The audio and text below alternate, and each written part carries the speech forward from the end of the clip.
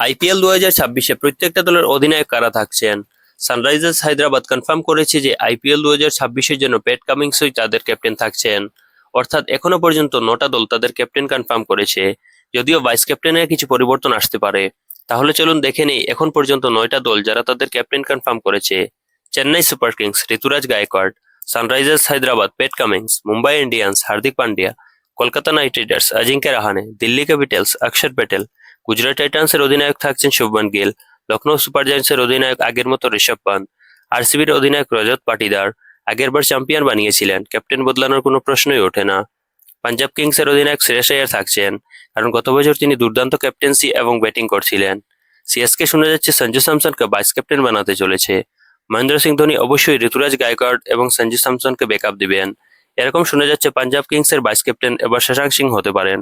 রাজস্থান এখনো তাদের captain declare করেনি, কিন্তু মনে হচ্ছে রবীন্দ্র জাদেজা বা রিয়ান পরাগের মধ্যে কেউ একজন রাজস্থান রয়্যালসের ক্যাপ্টেন হতে চলেছেন।